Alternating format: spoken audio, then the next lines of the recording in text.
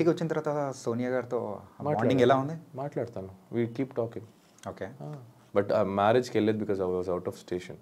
అందుకే నేను ఒక ఇంటర్వ్యూలో కూడా చెప్పా, ఏమైనా ఇవ్వాలా అని అడిగారు. ఆ మ్యారేజ్ గిఫ్ట్ ఇవ్వలేదు, ఇవ్వాలి వెళ్ళి. సో నేను కొంచెం ఫ్రీ అయినప్పుడు వెళ్ళుకో. అక్కడ అందరు కలిసారు కానీ మీరు మాత్రం లేదు, నేను అవుట్ ఆఫ్ స్టేషన్లో ఉండే. ఓకే. అంటే బిగ్ బాస్ హౌస్ నుంచి బయటికి రాగానే మీరు చేసిన ఫస్ట్ పని ఏంటి? నిద్రపోయే ఫస్ట్ మంచిగా నిద్రపోయారు. 2 days ఐసోలేటెడ్ ఉండే. ఓకే. బయటకు వచ్చినప్పుడు కూడా ఏంటి వీళ్ళు మనుషులు కలవ.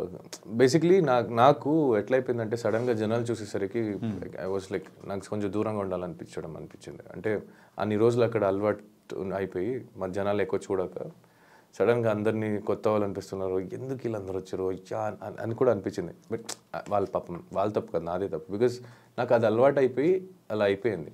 And they are so excited, నాకు అలా హర్ట్ చేయకుండా I wanted to be with everything. I tried and I getting over it now. ఇప్పుడు కూడా కొంచెం ఉంది, కొంచెం సఫోకేటెడ్ అవుతా. But okay. అంటే బయటికి రాగానే మీ ఫోన్ చెక్ చేసుకునేటప్పుడు ఎవరికి కాల్ చేయాలనిపించింది? You can use both. No, ఇది అవసరం లేదనుకుంటా. అవసరం లేదా? ఓకే. ఎవరు చేశాను నేను? బయటికి వచ్చిన తర్వాత నాకు కావాల్సిన వాళ్ళందరూ ఆల్రెడీ హైదరాబాద్లో ఉండే.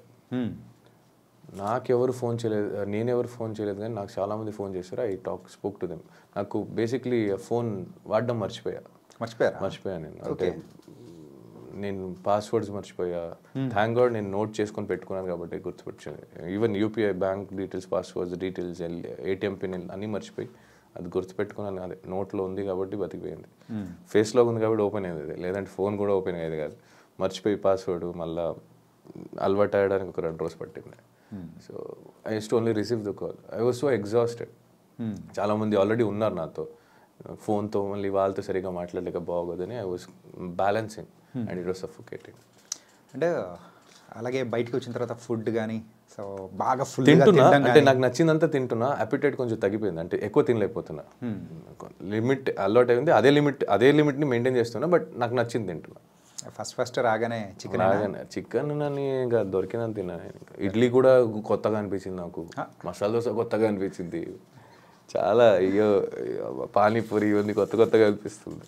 బయటికి రాగానే ఒక వింత మనిషిలా నేను వింత ప్లేస్కి వచ్చానో లేదా నేనే వింతనా అనిపించింది ఒక చోట నాకు. అంటే అబ్బా ఇవన్నీ అవును కదా, ఇవన్నీ చేసేవాళ్ళం కదా మేము, ఇవన్నీ తినేవాళ్ళు కదా, గుర్తులేదు, నేను అలవాటు అయిపోయాలా. అండ్ మీరు ఫస్ట్ చూసిన మూవీ బయటికి రాగానే? పుష్ప ఒకటి చూసా. ఇంకోటి శాకాహారి అని ఒక కన్నడ సినిమా చూసా ఓటీటీలో. అండ్ మిమ్మల్ని అంటే బయటికి రాగానే ఇది మొత్తం కొత్త ప్రపంచం. సో కొన్ని న్యూసెస్ మీరు వినేటప్పటికీ ఏంటి ఇంత జరిగిపోయిందా ప్రపంచంలో, మేము ఒక 4 to 5 months 100 రోజులు లేకపోయేటప్పటికి తర్వాత చాలా చేంజెస్ అయిపోయింది అది. అవును. మిమ్మల్ని బాగా ఎగ్జైట్ అంటే డిఫరెంట్గా అనిపించిన న్యూస్ ఏమైనా ఉందా? డిఫరెంట్గా అనిపించింది న్యూస్ అంటే కొన్ని న్యూస్ వల్ల బాధపడ్డా తప్ప ఇంకా డిఫరెంట్గా అనిపించింది అని ఏం లేదు. బట్ బయటికి రాగానే రోడ్ గీడ్ అన్నీ కొత్తగా అనిపించేది. అబ్బా రోడ్డు, వెహికల్స్, అయ్యో మెట్రో ట్రైన్, మాల్స్, బిల్డింగ్స్, ఇవన్నీ అనిపించేది. చూసే వాళ్ళకి తెలియదు, అక్కడ సఫర్ అయ్యే వాళ్ళకి. సో అలా అనిపించింది అంతే. ఓకే. అండ్ ప్రైజ్ మనీ ఏం చేయబోతున్నారు? ఆల్రెడీ ఖర్చు పెట్టేశారా? రాలేదు, ఇంకా రావాలి. There is a process to come. Tax అని కట్టాలి కదా, ఆ కట్ అయింది కొంచెం ఎంత పోయిందో చూసి బాధపడి ఓకే ఆ బాధ పోయిన దానికి ఎట్లా మేనేజ్ చేయాలి.